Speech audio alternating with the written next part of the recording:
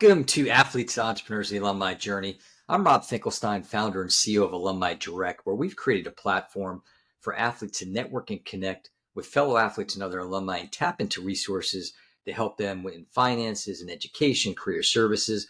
But this show is all about athletes transitioning out of sports, which is a major issue today: mental health, financial literacy, career, all those things I just mentioned. And we interview former collegiate professional athletes, and we talk about their transition out of sports ultimately to successful business leadership and entrepreneurship. So excited today to have Eric Mader on today. How are you doing, Eric? I'm doing great. Happy to be here. This is fantastic. Yeah, and then Eric was actually on. We have another podcast that I do, NIL for You, and he was a guest last week. Great job on that. So thank you, Eric.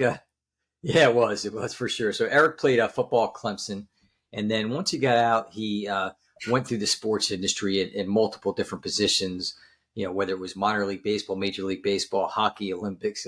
Had my head spinning when we were talking about it. He'll talk a little bit about that as we go. But ultimately, it has led him to, he is the CEO and one of the founders of Sodalis Solutions, and he's going to talk more about that. So, Eric, I always like to lead off the show. Talk about playing sports growing up and how it shaped you leading up into college. Yeah, so I probably, like a lot of guys who played in high school, my father was actually a coach. He coached football for about 10 years, and then he was a track and field coach for 30 plus, actually. And it was interesting. He actually coached at a rival school from where I went to high school. So there was always a little bit of banter back and forth from that standpoint when we would play each other. But I got the benefit of knowing some of the players on the other team. And once I got into track and field in high school, I didn't really have a great coach through shot put and discus, and so basically he coached me as well as coaching his own guys on the other side as well too. So that I did well, played well. Obviously, since I made it to college, I played had a decent high school career in football, but track and field I actually probably did even a little bit better. I finished in the top 9 in the state both my junior and senior year. In fact, I went undefeated for my entire regular season for my senior year in track and field. So had a lot of fun doing that, and actually through discus my freshman year at Clemson, as well as the indoor hammer until spring football kicked in. And at one point, I was the number 2 indoor hammer thrower in the history of Clemson. So there wasn't a lot of competition, but it was, you talk about the formative years and just, putting your head down and grinding and doing the work to get better every day, and that kind of focus that you need to be to be successful. Coming into high school, I was, before the end of the summer of my 8th grade and going into my freshman year, I went from 5'4" to 6'1" in like 4 months. So I had a monstrous growth spurt. And so there was a lot of acclimation to the body and trying to get bigger, stronger, faster as quickly as possible. And having my dad there to kind of guide me along the way and know what the focus is in terms of getting to the gym, getting workouts in, et cetera, was obviously very important from that time span. Yeah, no doubt. It's funny. I ran track and cross country in high school and in college, and some of my good friends were shot putters and all that. So I can appreciate that. Did you ever dream about being a professional athlete growing up, and if so, what sport? Yeah, I was all into football, pretty much. Taking it to the next level. I'm a Wisconsinite. I'm a cheesehead, so born and raised about an hour from the tundra of Lambeau Field. So that was always kind of the goal, long-term goals. Like, it would be fantastic to play in the NFL and play in Green Bay, et cetera. But it wasn't quite up to the task from that standpoint, but was able to get to the next level. So for Clemson too, I was a recruited walk-on at Clemson. I had some opportunities to play on the D2 and D3 level, but at the time, I had some connections to Clemson through my high school in Wisconsin, and I came down and visited the school and said, they said, yeah, we'd like to come out and be a tackling dummy and a practice dummy for the first 3 years, and then it turned out that I put the time in the weight room and kind of worked my way up, and I was third team outside linebacker and tight end, and started on special teams, and lettered my junior and senior year, and got to be captain on my for 1 or 2 games my senior year as well too. So it was it was pretty much coming in from nothing to actually had a good bit of success from that standpoint.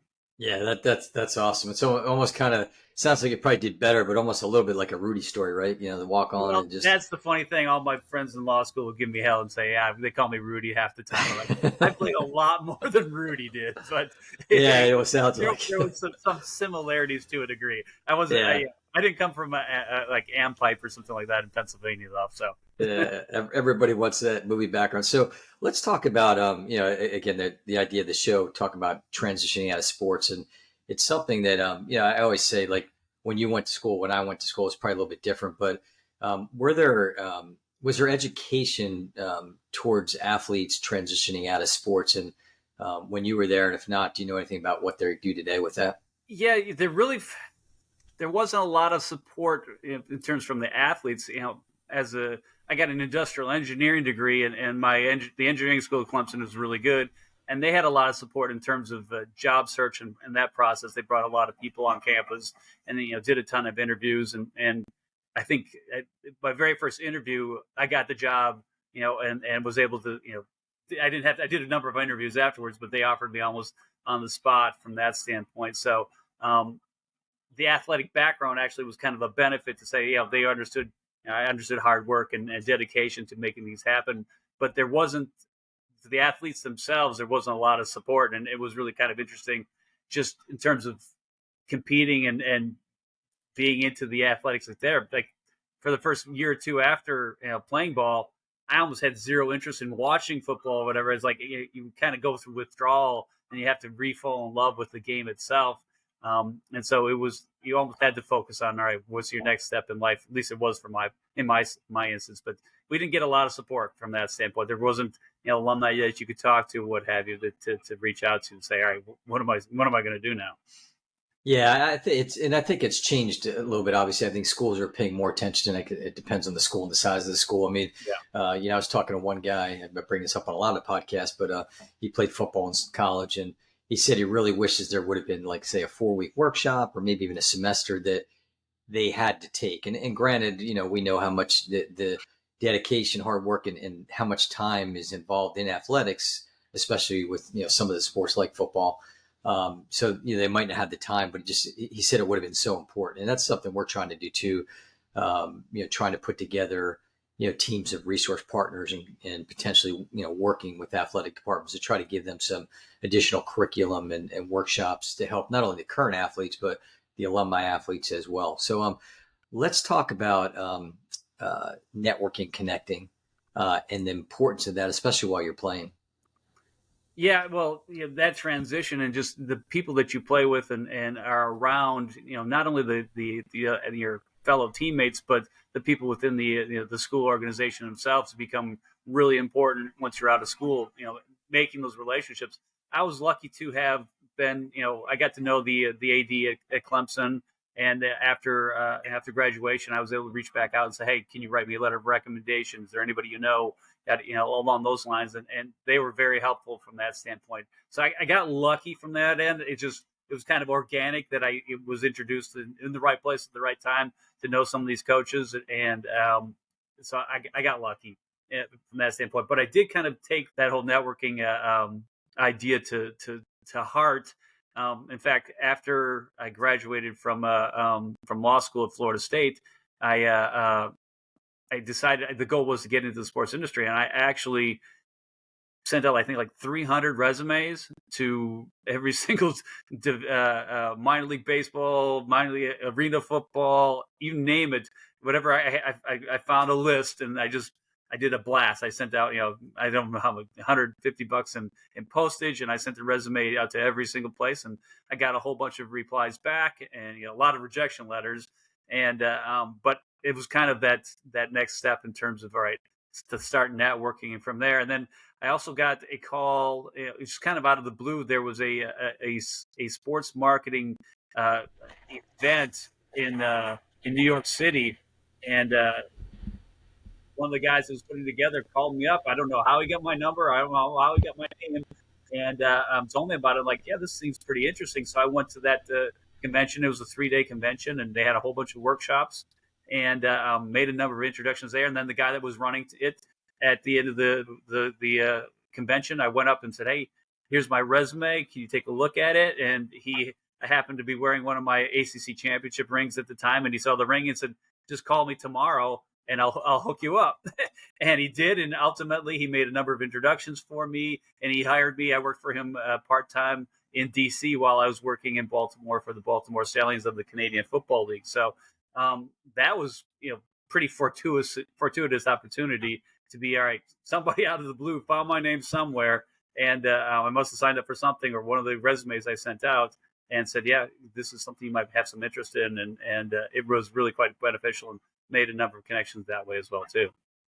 Yeah, I think it's important and for athletes to note that, it's something we'll talk a little more about this in a bit, but the athlete skill set and companies want to hire athletes. And I think just from the networking perspective, it's so important.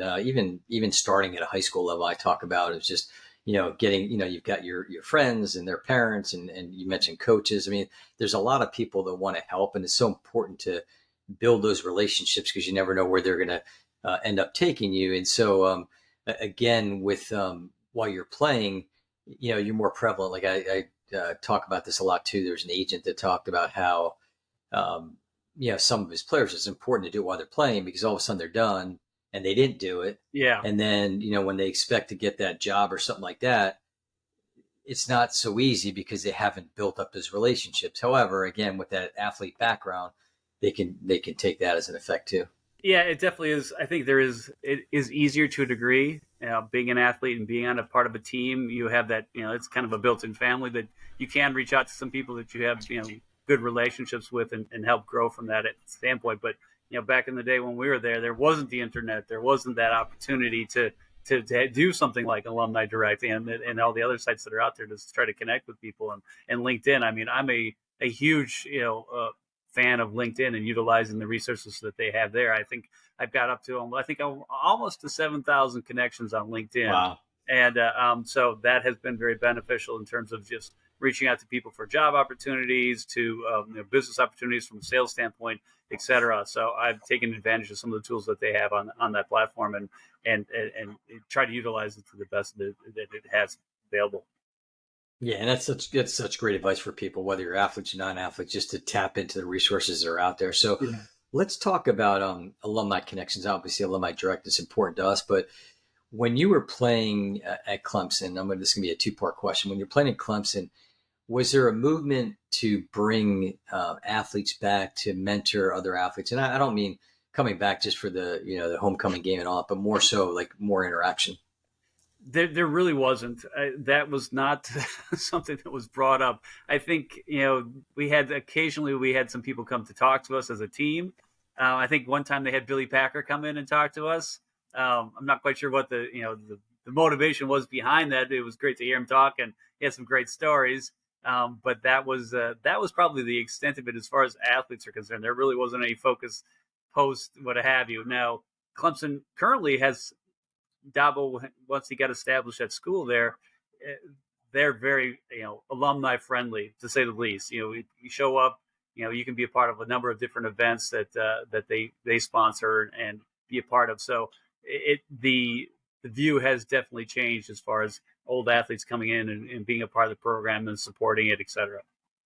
That's great. I mean, I think that like the one thing that obviously it's a two-way street. So the alumni athletes want to come back, but also I think people talk about, I guess, when you have changes in the athletic department, you got new athletic directors or new coaches, they've kind of got their people, but it's so important I think for the schools and the alumni athletes to come back. They have so much to offer to not only mentor the current athletes, but also tap into that alumni base as well. Because, like we talked about, just the whole, theme of the show is just there's alumni athletes who are struggling. So I think it'd be great to have, members from their, whether it's from their team or other past teams that they can talk to and identify with. Yeah, exactly. And it's interesting at Clemson, there was a secretary that she just kind of became that person. She created a Facebook page and everybody knew her already. And, if you're coming to Clemson, reach out to Ren, if you need anything, she can make an introduction. And she kind of created an alumni football player alumni page or group that we could all connect and grow from that standpoint. So I kind of got lucky in that regard as well too, that there was somebody there that said, yeah, let's have, let me be that one person to bring everybody together and be that focal point, and whether send out a resume or make an introduction. There was somebody there for us. Now this took 10, 15 years. We had to wait for Facebook to be embedded for that to happen, but it now does actually. It's out there, and we can take advantage Right. of it. Yeah, no, absolutely. So, I always ask these fun questions. This was this was brought up to me. I don't know, it's been now 10, 15 episodes where I've done this, but, Yeah. first question, what advice would you give to freshman Eric? Oh, man. Do a better job with nutrition, first off. I would say that, it is amazing that the lack of knowledge that I had back then versus, now, even in terms of how I could have been bigger, faster, stronger, with just, some tweaks from that standpoint would have made a lot of sense. And I would have also said, in terms of where you're going to be down the road, try to, don't miss out on some certain opportunities to make a friend or make a connection, and and don't say no to too much of anything. Just say yes and say, oh, let me do the experience and go from there. Yeah, no, that's great. Now, fast forward a little bit. What advice would you give to senior Eric? Uh, don't go into engineering. Yeah, it seems like you've gone away from that for sure. Yeah, exactly. I literally, 4.5 years of engineering, and I did it for all of 6 months, and I realized it wasn't the place for me. So there might have been a different pathway from a degree standpoint that may have been a little bit beneficial, but I was lucky that my engineering degree was kind of is an industrial engineering degree. So I had facets of lots of different areas that kind of transitioned well into other types of job opportunities. But I would have said, you go into school, you don't know what you want to be when you grow up. And, some people, there may be that 10 or 15% that do, but, maybe having the opportunity to look at a few different opportunities of where you might want to go in the future, it might have made a little bit more sense. But, the pathway you take is the pathway you take. And if you're happy with where you ended up, it probably was all right that way. Yeah, absolutely. So, all right, well, let's talk now about transition out of sports. I mean, obviously, you've been around sports afterwards, but talk about you played growing up, your whole the blood, sweat, and tears, and little league or pee wee Yeah. football, whatever, and then high school and college. When it was over, talk about your transition out of sports. Yeah. So I transitioned from an engineering degree. I said, all right, I don't want to be an engineer anymore. So I said, all right, I want to go to law school. And I said, all right, it was like a secondary transition. So, all right, because I was in the workforce for about 1.5 years before I started law school. And for me, I worked for an engineering firm for 6 months, quit, was in Philadelphia, moved down to Atlanta, became a personal trainer, and worked with another friend who had a sports company that he had started. Did some work with him for a while, and then took the LSAT and took a class to learn how to take the LSAT, and then took the LSAT and then went to law school. So then I got the benefit of a whole higher level of understanding. The law degree is the practice of law, but there is a business aspect to it, which was kind of my focus going into it. My initial intention was go into player representation, but that transition, after talking to people and kind of getting a feel for the what was out there job wise, et cetera, and what I was probably going to be more successful at.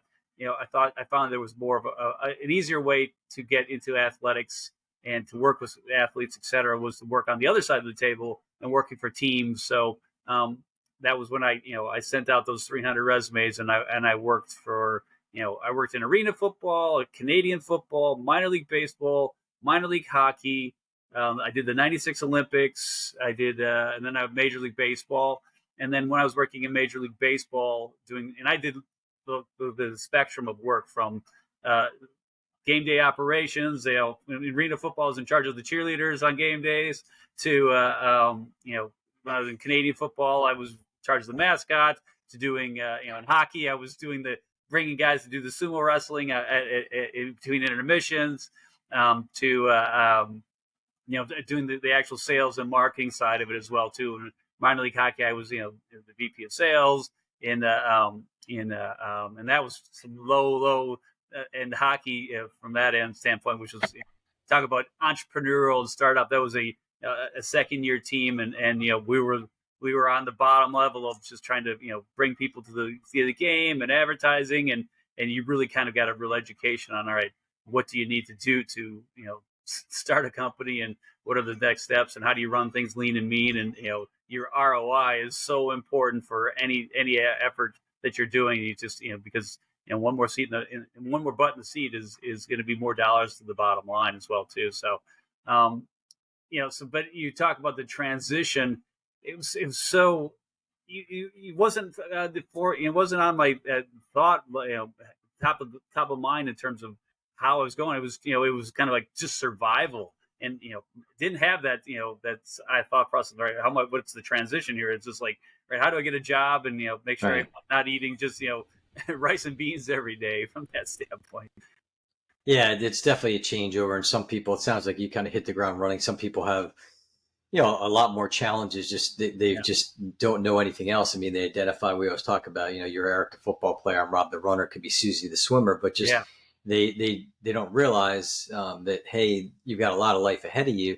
And again, just that whole idea of being an athlete and some of the skills that you can bring to to companies and all that. So give a couple words of advice to athletes that are getting ready to end their careers, and whether they ended it on their own terms or unfortunately like injury. Yeah, I think they really have to go back and both my parents were educators, so getting that degree and in something that you have at least some level of passion on, that may or may not relate to what you were doing on the field, makes a lot of sense. In finding people with similar interests, and then just sucking out as much information as you can about what they're doing, and seeing, all right, how does this apply to where I want to be? That 5-year plan, that 10-year plan, that 15-year plan. Where do you see yourself? It's such a silly question, but such a hard question that can really help you kind of define where you want to go in the future, and help make that path a little clearer, essentially. Yeah, that's great advice there. And so let's we're gonna, before we get into kind of what you talked about, the gamut which of the sports, we'll talk about Sodalis here in a few minutes, but talk about NIL, and like I mentioned, everybody, we have another podcast, NIL for You, that Eric was on, but give me obviously it wasn't around when you were playing, nor myself, but give me your thoughts, both positive and negative. Yeah, it is. There's so much going on. It is such the wild, wild west. I think, from a legal standpoint, student athletes, after the O'Bannon determination case, that you should be compensated. Now, how that compensation is doled out, right now it's however, there's dollars that are being pushed to the student athletes that make a lot of sense, and they're getting compensated where they would have never have ever had an opportunity to. I mean, heck, when I was there, we had nothing. I'm sure that I'm sure there are plenty of schools that that behind in the back rooms and the boardrooms, there was probably some dollars being moved around. But now NIL is essentially everything that was under the table is now in the light of day, and the NCAA is trying to make it that student athletes can take advantage of what they're doing with the teams, but they don't want it to be an incentive to come to a specific school. So that's the line that they're trying to push out there. And I think that until they figure out how to control that, it's still gonna be crazy. I'm all for it. I think it creates opportunity and availability for the student athletes that they can help themselves right away. I mean, hell, when you're on scholarship at Clemson a long time ago, you couldn't hold a job at all.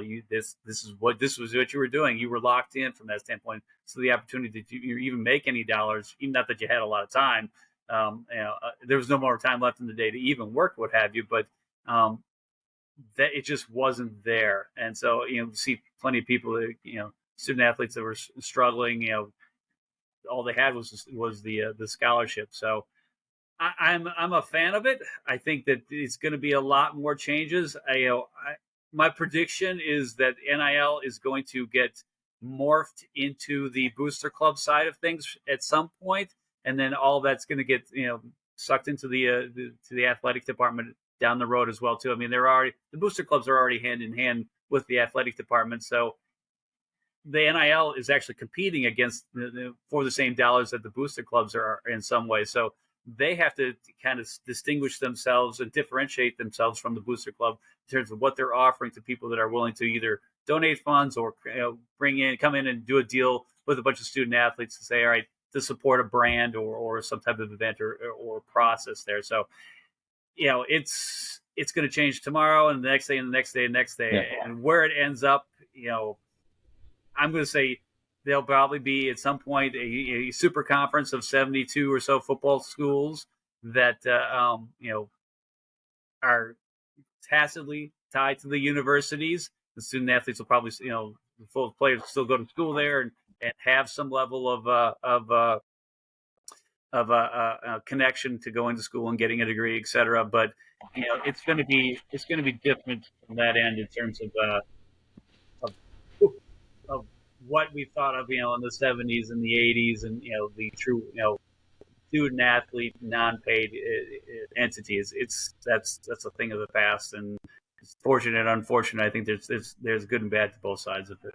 Yeah, no, I agree, and I think the big thing I see I definitely the positive side for sure, and the negative side maybe just more, not necessarily negative, but a need for more education, just to help these athletes to understand that this is a business. They are becoming entrepreneurs, which is a positive thing, Yeah. and they've got to pay taxes and things like that. So definitely it's controversial, but I mean there's a lot of good to it, and I think it is going to come a long way. So let's kind of fast forward to what you're doing today. I mean, it kind of led up. I know we talked offline. We talked about you had gotten involved in a like a health company, right? With Yeah. a nutritional company. Yep. But I guess maybe how your sports skill set translated into that journey, and ultimately as an entrepreneur with Sodalis and being a CEO, like how that all worked, and again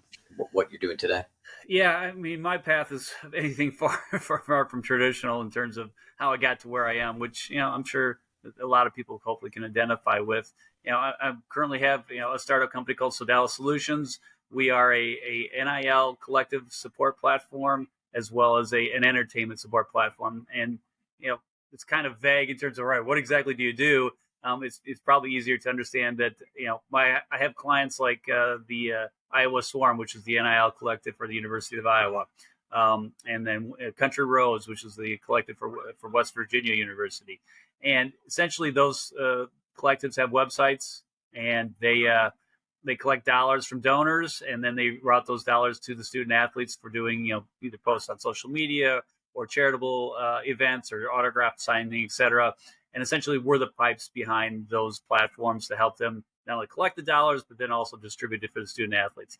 On the other side of the platform, we have our entertainment side is we have This Old House as one of our main clients. And essentially, if you go to their website, you can buy a membership to the platform to get behind the paywall and get access to different old content, current hosts, et cetera, and have conversations with them, et cetera, that sort of thing. And so our platform basically supports those transactions and that process, what have you. And, I've kind of gone, I went from, I ran a sports nutrition company where I knew every single, strength coach and trainer in the United States. And we had a physical product that we sold into them. And that was a blast. That was a really cool opportunity. I got to know so many really great guys within that strength training industry. It was fantastic, and my athletic background kind of tied right into that. I was able to say, all right, you were a coach here, I played for you there, and then there was that whole tree of coaches that you knew somebody, and you were off to the races from that end of it. And then this side of it it's been more it's tech, it's SaaS, it's software as a service, and so we're bringing on new partners to utilize that platform and and support what they're doing from a membership basis. That's great. So, and how can people find Sodalis? How can they find you? If you go, you can find me on LinkedIn. It's Eric Mader. I'm the Eric Mader #1 there. So I don't have any numbers behind it. Apparently, I was first to the platform, so I'm the first Eric Mader there. So it makes it pretty easy to find me that standpoint. Sodalis Solutions or SodalisSolutions.com is our website, and we're always happy to help anybody out with the NAL side of it as well. And not only do we do the support side of it for these websites, et cetera. But we are also talking to brands and bringing in, putting together deals that student athletes can take advantage of some NIL money as well that we were able to bring into them. That's awesome. And you can find us at alumnidirect.com. You can find the show on our Alumni Direct YouTube channel, as well as across the different podcast networks. Go out to sportspreneur.com as well. And you can find our podcast as well as a bunch of other great podcasts. And X and TikTok and Instagram and all that. But we really encourage people to follow the show and on both platforms, YouTube and then the podcast. There's so much great advice and information that comes from athletes like Eric, our podcast guest, and we really want to make an impact. It's a big problem today with athletes transitioning out of sports, and I think it's something that we can really help. So. Eric, thanks again. It's been another great episode of Athletes, Entrepreneurs, the Alumni Journey. Thank you very much. I really appreciate the time. And anybody out there that's watching, I'm always happy to have a conversation and make an introduction and to help somebody down the road. That networking is king. I've got 7,000 connections on LinkedIn, and I need another 7,000. So I'm happy to help. Absolutely. That sounds great. All right. Thank you, everybody.